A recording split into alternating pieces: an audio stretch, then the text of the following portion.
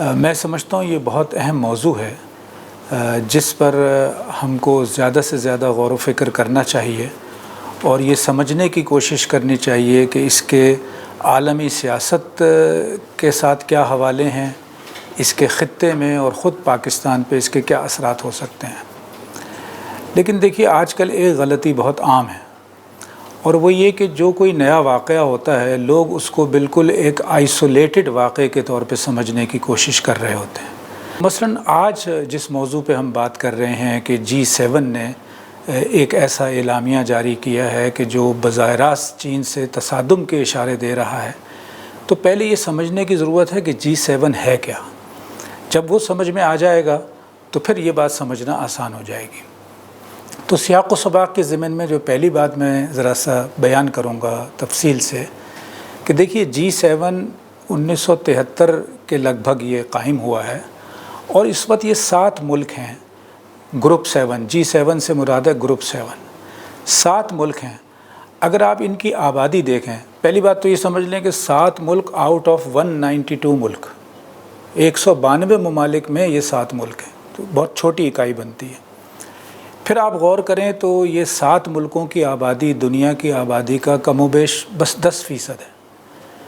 تو 10% آبادی کے یہ جو 7 ملک ہیں یہ دنیا کی 60% دولت کے مالک ہیں۔ اب اگر یہ کانٹیکسٹ آپ کے ذہن میں ہے تو آپ سمجھ سکتے ہیں کہ ایک معنی میں یہ دنیا کے موجودہ نظام میں یعنی سب سے زیادہ بڑے بینیفیشریز ہیں، اور اگر یہ بینیفیشری ہیں تو ظاہر ہے ان کی دلچسپی ہے کہ کسی طرح سے ان کی یہ پوزیشن برقرار رہے۔ چنانچہ اب عملاً یہ ہے کہ ویسے جس رول آف لاء کی بات ہو رہی ہے نیٹو کی جانب سے یا اسی طرح ان ملکوں کی جانب سے ہوتی ہے، اس کا تقاضا تو یہ ہے کہ گلوبل لیول پہ جو بھی نظام ہیں جو اقوام متحدہ کی سربراہی میں چل رہا ہے اس میں بہت خرابیاں ہیں، لیکن وہ بہرحال ایک چارٹر کے تحت ہے اور اس چارٹر میں ہر ایک کے حقوق و فرائض بیان کیے گئے ہیں۔ اس پہ عمل درآمد نہ ہو وہ ایک علیحدہ بات ہے، لیکن یہ G7 جس کو ہم دیکھ رہے ہیں اس کا تو کوئی ٹریٹی بھی موجود نہیں ہے۔ یہ تو بس 7 بڑے ملک ہیں اکنامی کے اعتبار سے جنہوں نے اپنے آپ کو ایک گروپ کی شکل دے لی ہے، اور اس کے بعد یہ ہر سال ملتے ہیں اور مل کے یہ فیصلہ کرتے ہیں کہ ان کے خیال میں دنیا میں کیا ہونا چاہیے۔ دوسری چیز جس کو میں کانٹیکسٹ کے ضمن میں بیان کرنا چاہوں گا وہ یہ کہ ہم سب جانتے ہیں کہ یعنی سوویت یونین جو ایک طرح سے لیڈ کر رہا تھا کولڈ وار میں امریکہ کی زیر قیادت ملکوں کے خلاف، یہ بریک ڈاؤن اس کا ہو گیا تھا، یہ ختم ہو گیا تھا 1989-90 میں۔ ایک کہہ لیجیے ادارہ ہے نیشنل سیکیورٹی آرکائیوز، یہ غیر سرکاری ادارہ ہے امریکہ کا، انہوں نے بڑی مفید چیزیں تیار کی ہیں۔ تو حال ہی میں انہوں نے ایک چیز تیار کی ہے جس میں امریکہ کے کوئی 7 سفیر ہیں غالباً جن سے انٹرویو لیا ہے اور جنہوں نے روس میں یا اس سے پہلے سوویت یونین میں سرو کیا ہے۔ تو یہ بڑا اہم انٹرویو ہے جو میں آپ کے ساتھ شیئر کر رہا ہوں۔ یہ اس وقت کے سفیر کا انٹرویو ہے جو 1987 سے لے کے 91 تک ماسکو میں تعینات رہا ہے، اور بعد میں بھی اس کی ذمہ داریاں جو ہیں وہ سوویت یونین سے متعلق تھیں۔ اس نے اپنے انٹرویو میں بڑی دلچسپ بات کہی ہے۔ جہاں تک سوویت یونین کے خاتمے کا تعلق ہے اور کئی ملکوں میں تقسیم ہو جانے کا تعلق ہے، وہ امریکی سفیر جو 1987 سے لے کے 1991 تک وہاں سرو کرتا رہا ہے، وہ یہ کہتا ہے کہ ہمارے لیے تو یہ بڑا غیر متوقع تھا، ہم تو نہیں چاہتے تھے کہ سوویت یونین جو ہے وہ بریک اپ ہو جائے۔ حالانکہ دنیا اس پہ یقین نہیں کرتی اور اس کو اکثر امریکن اپنی یعنی ایک طرح سے کریڈٹ کے طور پہ بیان کرتے ہیں، اور ظاہر ہے اس سفیر کی اس بات سے بھی خود بہت سے امریکی اختلاف کریں گے، لیکن میرے خیال سے اس کے کہنے کی سگنیفیکنس یہ ہے کہ وہ 1987 سے 1991 تک وہاں رہا ہے، اور وہ جو کچھ کہہ رہا ہے اس میں یہ وزن ہے کہ وہ کہتا ہے کہ ہم نہیں چاہتے تھے، ہمارے لیے تو بڑا غیر متوقع۔ اب یہ 2 باتوں کو ذہن میں رکھ کے تھوڑی دیر کے لیے آپ آ جائیے اس ڈسکورس کی جانب جو سوویت یونین کے خاتمے کے بعد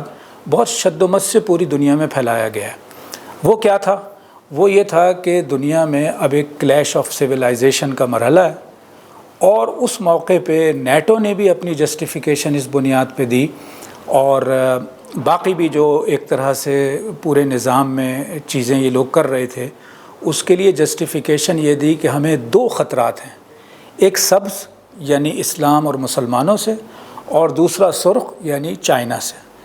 اور اس اعتبار سے اب اگر آپ دیکھیں تو اس پورے تناظر میں اگلے 25 سال وہ گزرتے ہیں جس میں ایک ایک کر کے مسلمان ملکوں کو تباہ کیا گیا ہے، اور ایک طرح سے انہیں اس مقام پہ پہنچا دیا گیا ہے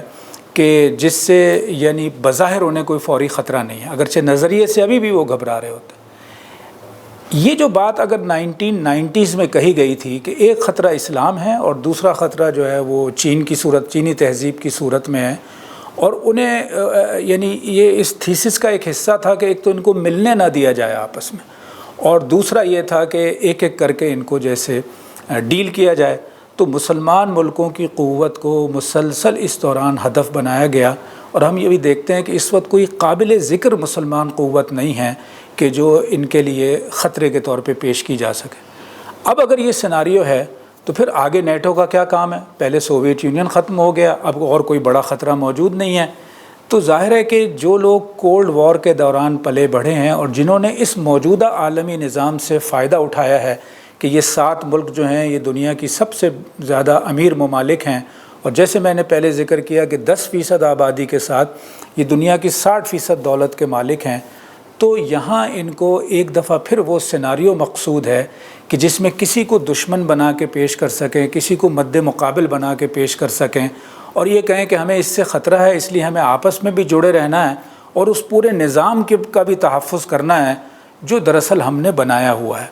یہ پس منظر ہے۔ ایسے میں ظاہر ہے کہ چین مسلسل آگے بڑھ رہا ہے، تو اسے ایک خطرے کے طور پہ بیان کرنا، یہ ان کی اپنی ڈومیسٹک پولیٹکس کی ریکوائرمنٹ بھی ہے۔ اپنی ڈومیسٹک سوسائٹی میں ان کو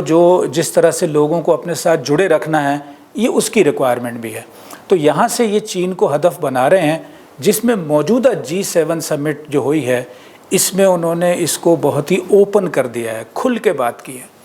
لیکن اس میں ایک اہم موضوع ہے جو میں ضرور اس وقت پیش نظر رکھنا چاہوں گا کہ اس میں شنجیانگ کا ذکر ہے، اور شنجیانگ کا ذکر کرتے ہوئے مسلمانوں کے ساتھ انسانی حقوق کی خلاف ورزیوں کی بات ہو رہی ہے۔ میرا خیال ہے یہ ایک بہت ہی نازک موضوع ہے، اور ہم پاکستانی ہمیشہ اس پہ بات کرتے ہوئے محتاط ہوتے ہیں کہ ہمارے ساتھ چین کے جو تعلقات ہیں اس میں ہمیں یہ موقع حاصل ہے کہ ہم وقتاً فوقتاً ان کے ساتھ بات کر سکتے ہوں، انہیں متوجہ کر سکتے ہوں، ان کے نقطہ نظر کو بھی جانیں، اور اس کے ساتھ ساتھ ہمارا اگر کوئی کنسرن ہے ہم ان سے شیئر کریں۔ اس حد تک تو یہ اچھی بات ہے کہ اگر G7 یا دنیا کا کوئی بھی فورم جو ہے دنیا میں مسلمانوں کے ساتھ ہونے والی کسی بھی زیادتی کے بارے میں آواز اٹھائے، لیکن ان کا تو ڈبل اسٹینڈرڈ بڑا واضح ہے۔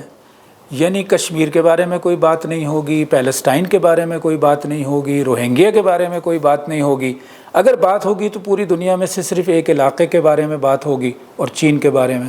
ظاہر ہے جیسے میں نے پہلے عرض کیا، یہ اس پورے عالمی نظام میں چونکہ چین کو ہدف بنانا ہے، اس لیے چین کے اس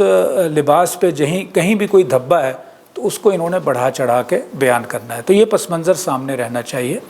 چین نے جو ایک نئی پیراڈائم دی ہے وہ بھی بڑی اہم ہے، اور یہ بھی کہہ لیجیے ان اے وے ایک بلیسنگ ان ڈسگائز بن رہی ہے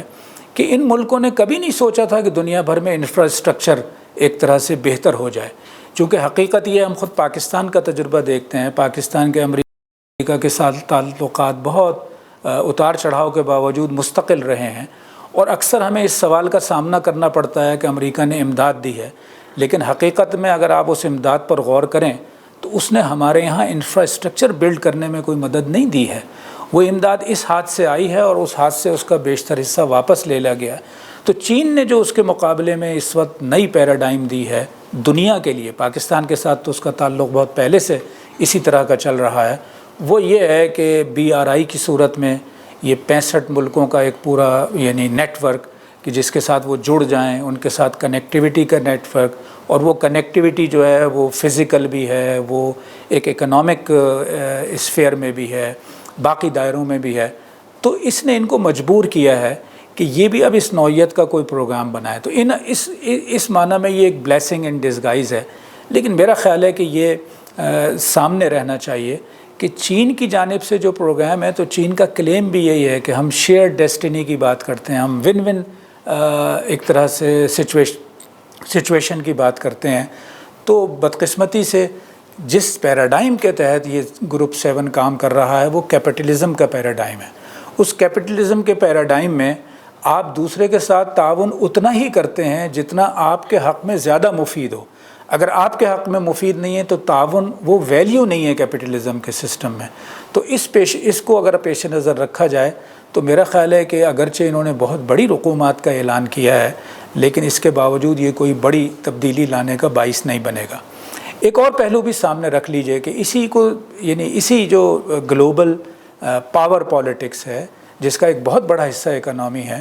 اس میں انہوں نے بڑی کوشش کی ہے کہ انڈیا کو، آسٹریلیا کو، ساؤتھ کوریا کو، اس قسم کے ملکوں کو بھی جوڑ لیں، اور ظاہر ایک انیشیٹو کوارٹ کی شکل میں چل رہا ہے۔ اسی طرح سے درمیان میں یہ جو فارمولہ تھا کہ G7 میں تو وہی ملک ہیں جن کی اکنامی کے اعتبار سے وہ لیڈنگ کنٹریز ہیں، تو یہ تینوں کنٹریز اپنے اکنامی کے سائز کے اعتبار سے تو اس طرح سے لیڈنگ نہیں تھے، تو پھر ایک فورم D8 کی بنیاد پہ بنا لیا گیا کہ یہ وہ ملک ہیں کہ جن کی اکنامی بھی بہت اچھی ہے لیکن اس کے ساتھ ساتھ اس میں جو ہے وہ ڈیموکریسیز بھی ہیں۔ تو یہ اس نوعیت کا ایک جو سیناریو ہے، اگر آپ اس طرح اس کو طویل عرصے میں اور لارجر کانٹیکسٹ میں دیکھیں تو پھر آج کی ڈیولپمنٹ سمجھ میں آ جاتی ہے، اور آج کی جو ڈیولپمنٹ ہے اسی لارجر کانٹیکسٹ کی بنیاد پہ آپ کہہ سکتے ہیں کہ یہ آگے ختم ہونے والی نہیں ہے، یہ آگے بھی بڑھے گی۔ حقیقت میں دنیا کے لیے یہ اچھا نہیں ہوگا کہ اگر چین بھی، جس نے اب تک بظاہر ریسٹرین کا مظاہرہ کیا ہوا ہے، ٹھیک ہے وہ آگے بڑھ رہا ہے لیکن اس نے چیلنج نہیں کیا اور اس نے کوئی طاقت کی کشمکش نہیں بنایا ہے، لیکن اگر چین بھی یہ کرنے لگے گا تو حقیقت میں دنیا جو ہے وہ تصادم کی طرف چلی جائے گی۔ تو ایک نوعیت کی کولڈ وار تو شروع ہو گئی ہے، لیکن اگر یہ تصادم میں تبدیل ہوگی تو حقیقت میں نہ گروپ 7 کے لیے یہ اچھا ہوگا، G7 کے لیے، نہ چائنا کے لیے اچھا ہوگا اور نہ پوری دنیا کے لیے یہ اچھا ہوگا۔ پاکستان اس اعتبار سے فارچونیٹ ہے کہ چائنا اس کے پڑوس میں بھی ہے اور اس کے ساتھ ساتھ اس کے بہت گہرے تعلقات بھی ہیں۔ ان تعلقات کا ہرگز یہ مطلب نہیں ہے کہ پاکستان اور چین کے درمیان کبھی بھی کسی معاملے میں کوئی اختلاف رائے نہیں ہوگا، ہوتا ہے، ہو سکتا ہے، آئندہ بھی ہوگا، لیکن ہمیں ہوشیار رہنا ہے کہ ایک ہے ہمارا اصولی موضوع پہ یا کسی اصولی معاملے میں ایک دوسرے سے تھوڑا بہت اختلاف رائے ہونا، اور دوسرا ہے یہ کہ یہ جو ہمارے ایک طرح سے مد مقابل دنیا میں قوتیں ہیں، یہ ہمارے درمیان غلط فہمیاں پھیلانے کے لیے کچھ ایشوز کو اٹھائیں، تو میرا خیال ہے چین کو بھی اس کے بارے میں محتاط رہنا چاہیے، چین کے لوگوں کو اور چین کی قیادت کو، اور پاکستان کے لوگوں کو اور پاکستان کی قیادت کو بھی محتاط رہنا چاہیے کہ ہمارے درمیان اگر کسی مسئلے پہ کوئی بھی ایسی چیز ہو جس پہ